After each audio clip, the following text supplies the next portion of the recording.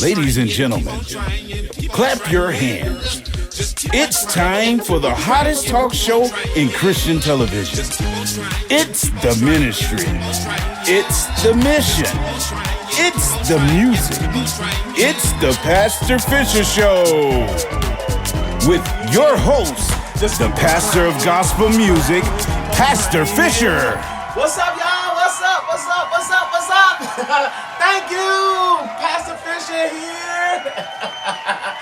Welcome to Season 2, Episode 2 of the PastorFisher Show. That's right, that's right. Today we have a very special guest right now.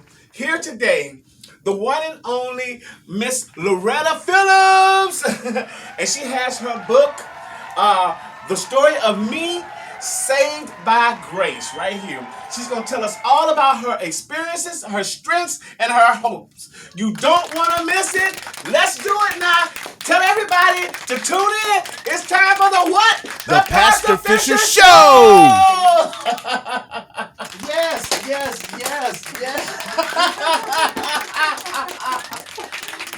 Miss Loretta Phillips, thank you again so much for being here. Thank you for having me. I've been so excited about having you to come on the show, and she's finally here. So she wrote this beautiful book right here, and trust me, it is a very good read. It took me longer to read it than I should have read it, but I finally finished it and gave her a call and said, I'm ready for you now. And so she came on. She wrote this beautiful book. It's her story, The Story of Me, Saved by Grace, by Miss Loretta Phillips. Miss Loretta Phillips, I just want to ask you, this book has been such a good read for me. Why did you write this book? I wrote the book to basically inspire people. Mm-hmm. Because a lot of people go through a lot of things in life and they just hold on to them. I just want people to be able to let go and let God do what he does automatically, even though we sometimes take him for granted.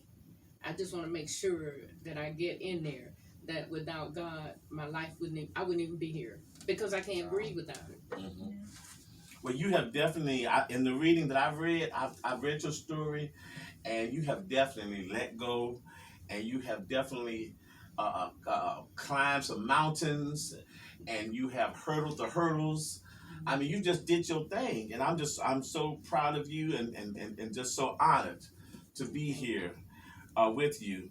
Why did you pick the title Saved by Grace? Well, years ago, I wanted to write a book, but I didn't know what it was going to be about. So I always said that I would write a book, and the name of it's going to be called The Story of Me. And I even told my husband before he passed, I was going to write a book called The Story of Me. He said, okay, what's it going to be about? I said, about me. And that's as far as I got with the title. So one night I was laying in the bed, and I heard this voice tell me, Saved by Grace. So I put the two together. And so the name of the book is called The Story of Me, Saved by Grace. That's how you came by the name, That's Saved by Grace. So about. that's where you were at the time in your life? That's where I was at a time in my life. I am. Mm-hmm. I'm still there. I'm just better and able to deal with it more. I've had a lot of things to overcome within the last 3 years, and I didn't think I was going to make it. I really didn't. But as you can see, God's grace has saved me. I still have a lot to look forward to and to work and overcome. But right now, I'm satisfied with this grace that he's been giving me. I like that. I'm satisfied with this grace that he's given me. Mm-hmm. Wow, that touched me right there. I heard you mention your husband. Mm-hmm. Tell us a little bit about your husband. Well, I met my husband in June of 2015. And it's really funny because I don't know if you can tell, but I am blind. And I was at this place called the Blind Rehab Center in Birmingham, Alabama. It's called the Southeastern Conference for the Visually Impaired. And it's at the VA hospital. I am a veteran. And my husband was a veteran also. He was in the Navy. I was in the Army. So I told him in order for us to get along, I had to pretend like he was in the Army. So that's how I met him. I met him at the Blind Rehab Center. this little man came out of his room and kept saying, "Hey, neighbor." Wow. And I'm looking at him like, wow, who is this person? But he turned out to be the love of my life. The love of your life. Mm-hmm. And see, you spoiled the surprise because I was going to tell him about that. We was going to save that part about it. But it's all good. So you are legally blind. I am legally blind. Wow. Wow. You've done so much. You've done so much. So you are a friend of our friend, my sister, Claudette. Mm-hmm. Claudette King. Mm-hmm. How did you meet her? Oh my God, it was so funny. My husband proposed to me April the 8th of 2018. And Claudette was there at the event. We were having our state convention for the Blinded Veterans Association, downtown Atlanta. And she sang. She introduced herself, and she gave me her card at the end of the show. She introduced herself. My husband got up and proposed, and she sang this song called "Guess Who" by B.B. King. It's a beautiful song. I had never heard it, but I fell in love with that song that night. So at the end of the night, she gave me her card, and I decided I'm going to call her and see what she's all about. So she and I talked, we laughed like we had known each other for years. And at the end of the call, I said, you know what? I like you. I'm going to let you be my friend. Wow. And she said, she laughed and she said, I'm honored. I know she did. I am honored. And we've been friends ever since. Me and Claudette, I mentioned that to her because I read it in the book. And I mentioned it to her. She said she has to read the book. I told her, shame on you. Shame. But I read that in the book and I bust out and started laughing. I mean, it just cracked my side because that is so Claudette, especially when you was talking about the wedding, and you had mentioned that she said that she you invited her to be a guest. You didn't want to put it on her that she had to sing. Right. You know, you just wanted her to be your special guest. But she sung anyway. She sang. And then you said, "Well, I just wanted you to be my guest," and she was like, "Well, it's in my DNA, so I got to sing."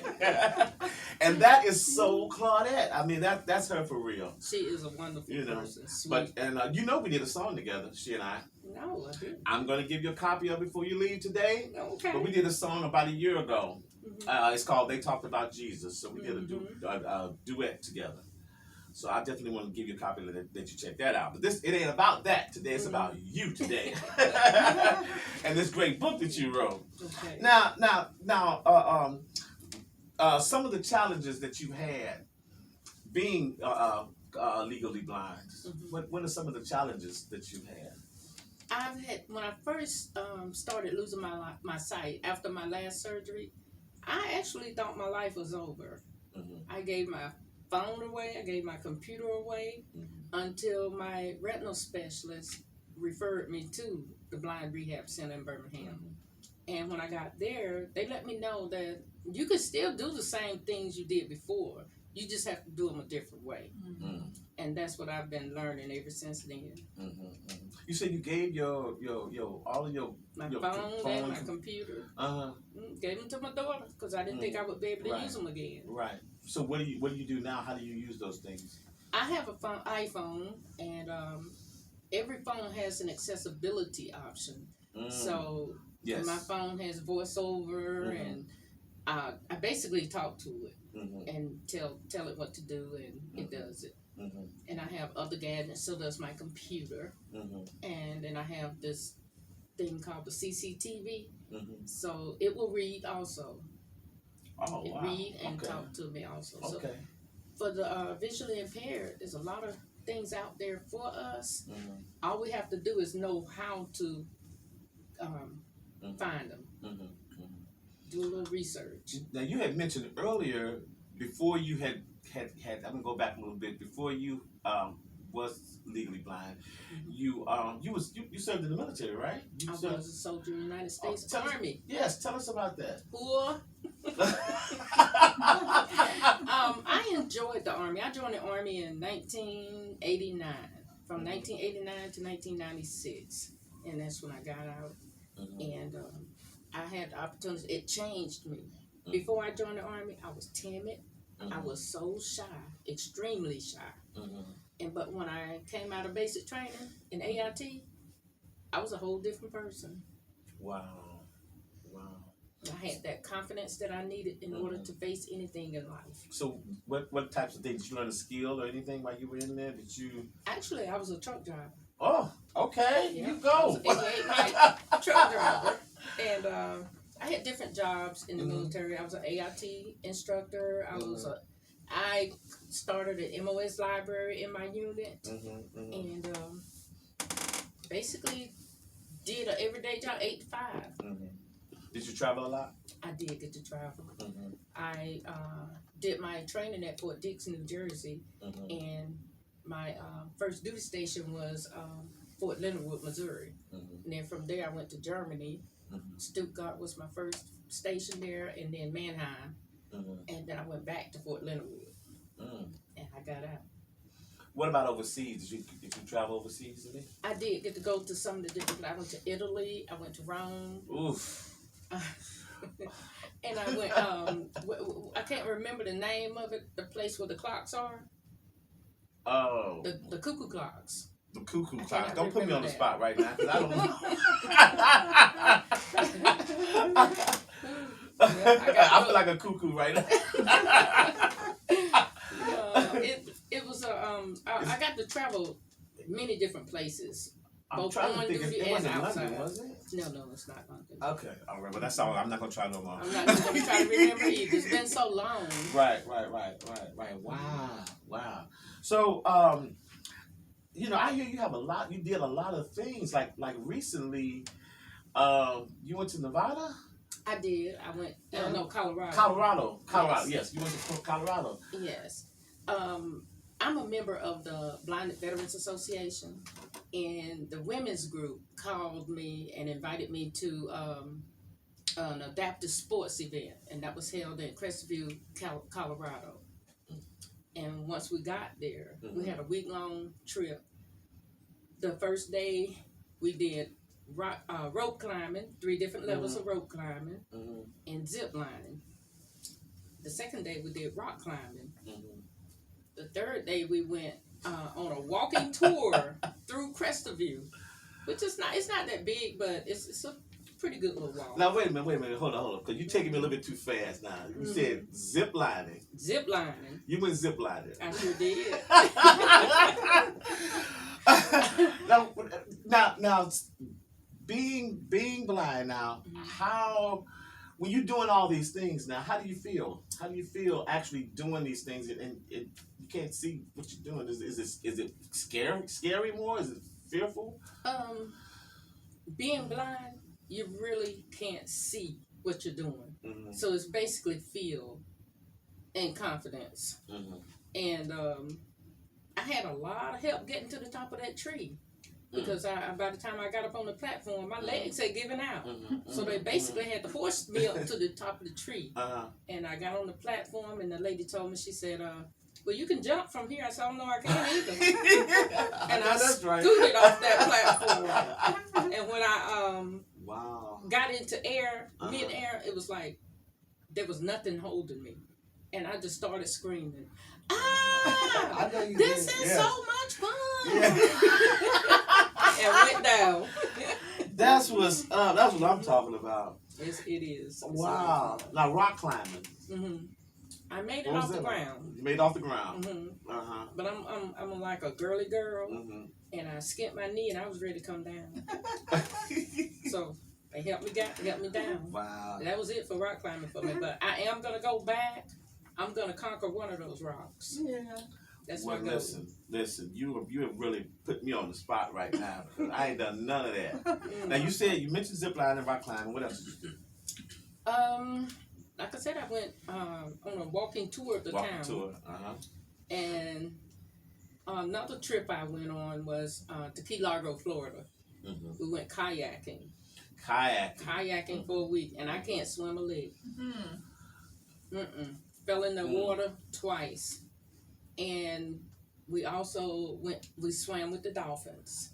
Now that was something that I think everybody should do. I want to do that.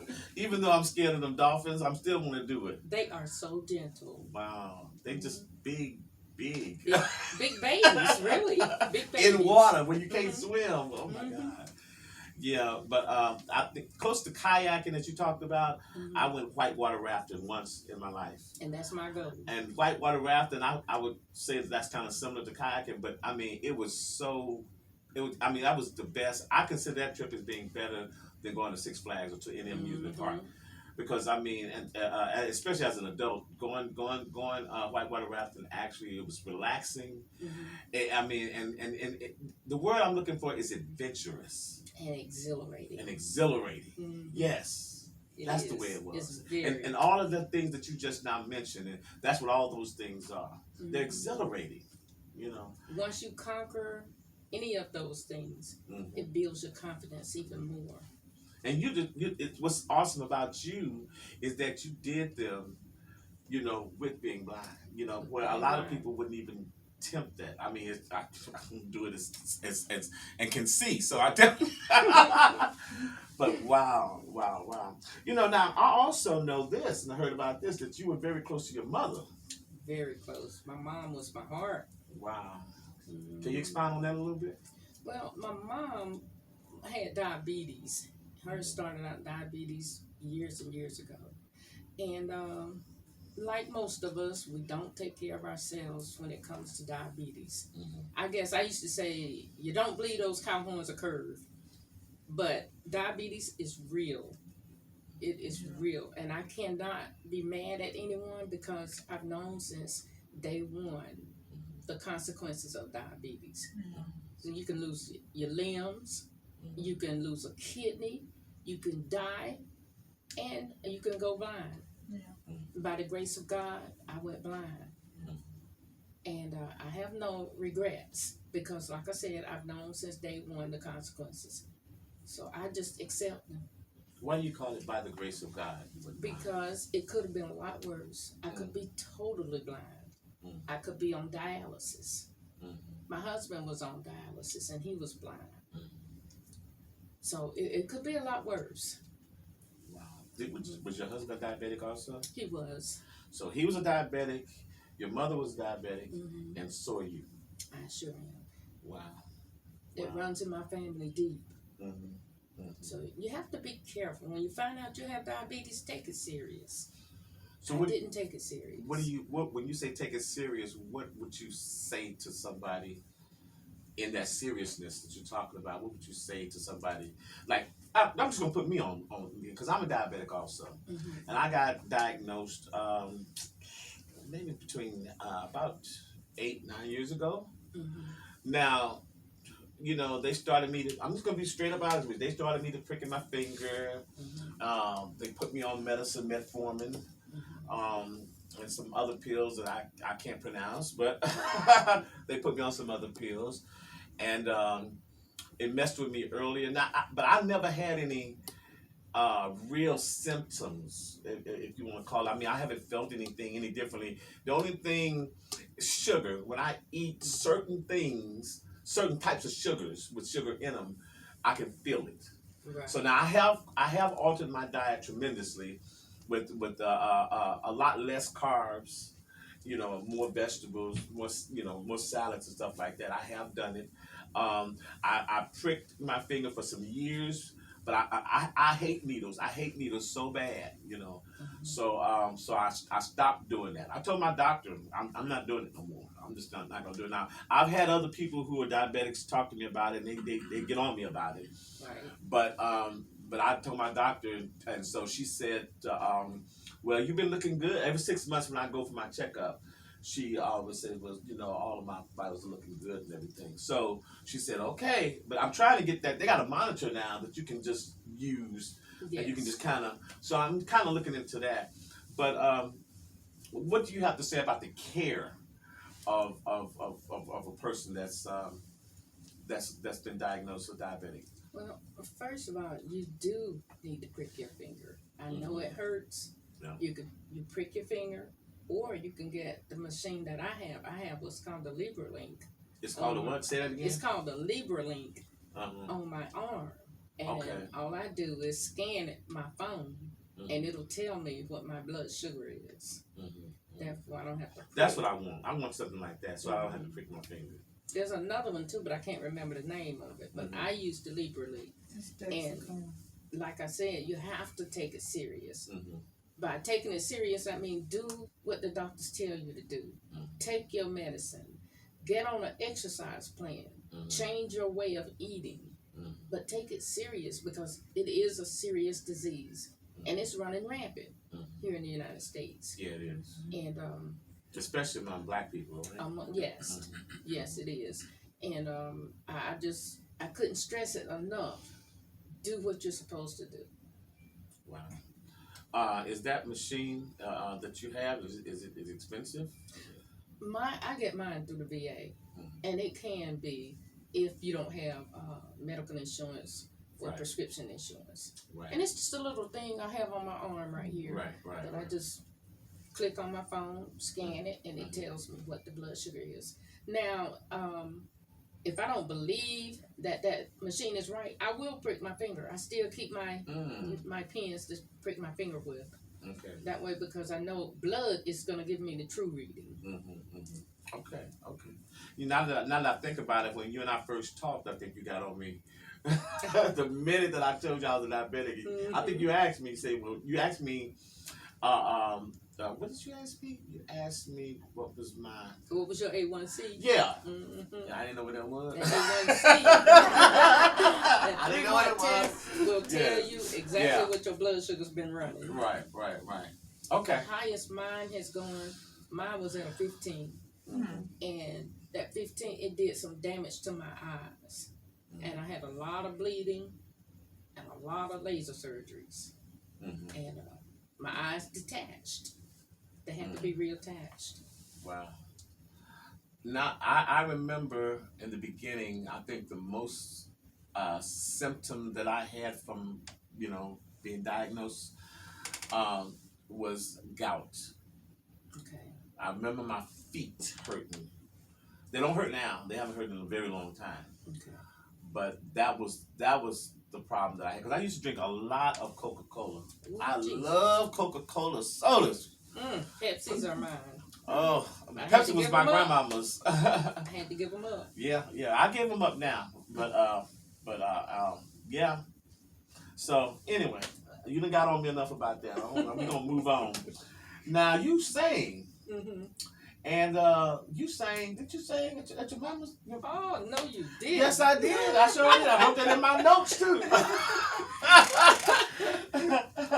Sorry to hear about your mom and everything. Oh, thank you. But, so can you tell us about that? How did that come about that you sang? Well, when I got the call that my mom was seriously sick, I went back to South Carolina, where I'm from, and I was with my mom. I got to spend that last week and a half with her. And I sat there and I talked to her, and I played music for her, and I sang to her. And after I left and went back to my sister's house, I told her, I said, I'm going to sing this song for my mom. But the closer it got, and when she finally passed, I told my sister, I can't do it. I can't do it. Wow. But as I was standing up during the service, giving a tribute to her, all of a sudden I just bust out, started singing. What did you sing? Oh, Lord Jesus! It was one of Shirley Caesar's songs. Oh, that's go. There she go again. Faded Rose. Faded Rose. Wow. Yes, because my mom was my rose. Wow. My mom that's was beautiful. My rose.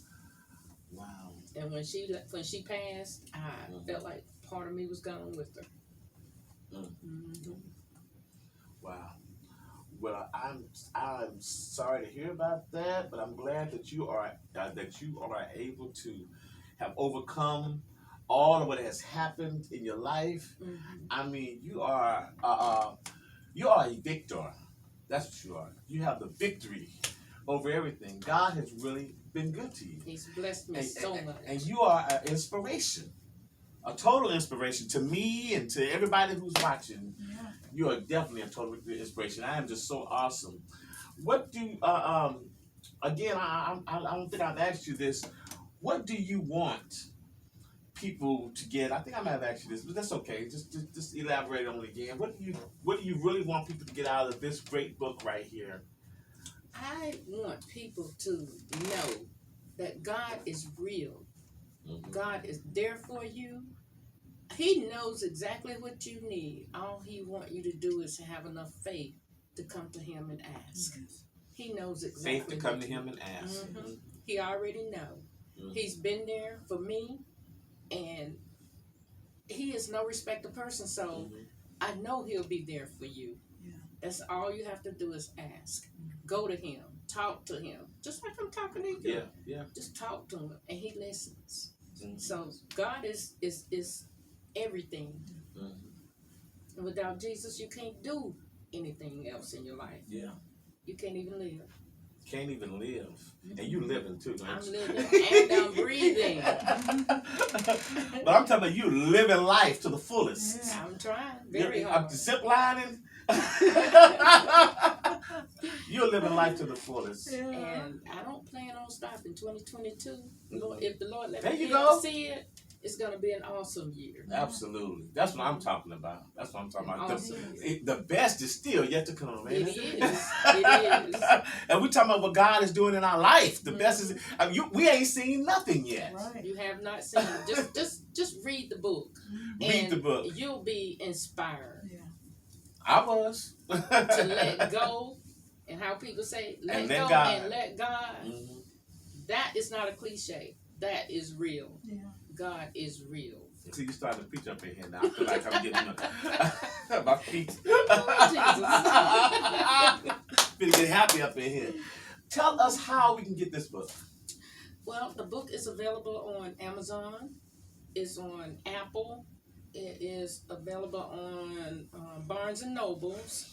And soon to be available on Books A Million. And if you like, send me an email. I will send you a book autographed and signed. And they're dealing strictly with you, aren't they? Yes, sir. Wow. I published my own book. What? See, we're gonna have to talk about that. We're gonna say that for part 2. No, part show part 2. Okay. About you being a publisher, publishing this book. Published it myself. Well, look, I know we got so many other things that we're gonna be hearing from you. Because like we just said, the best is yet to come. Mm-hmm. And I look forward to it. Now, let me tell you, we got this little thing here. Mm-hmm.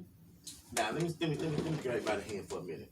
You take this finger right here, ball them up right there. Mm-hmm. You bend that kind of a little bit like that. Wait a minute, just follow my lead. Mm-hmm. Okay, go up under your chin and you do like that.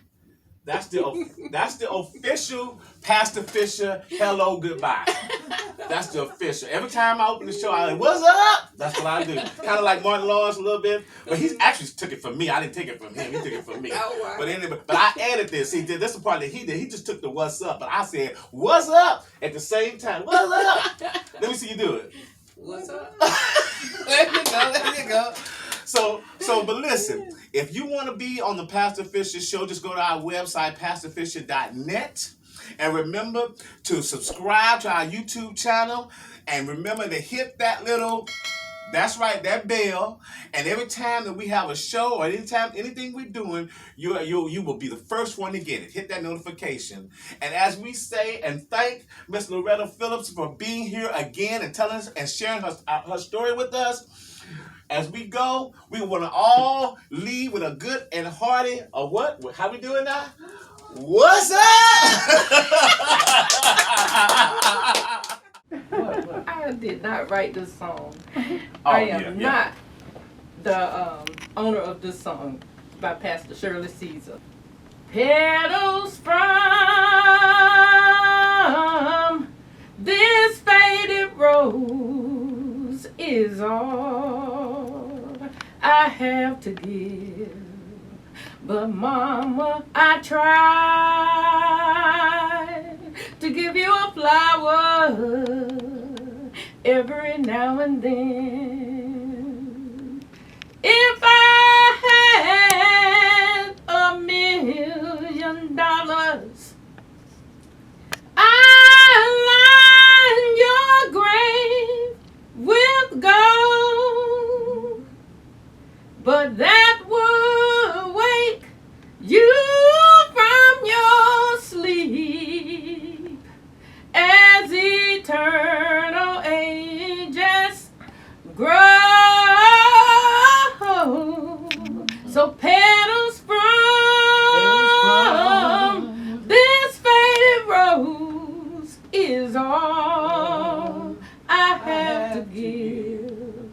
But mama, I tried to make you happy while you live. Amen. That was good, Miss Loretta. I have never done that before.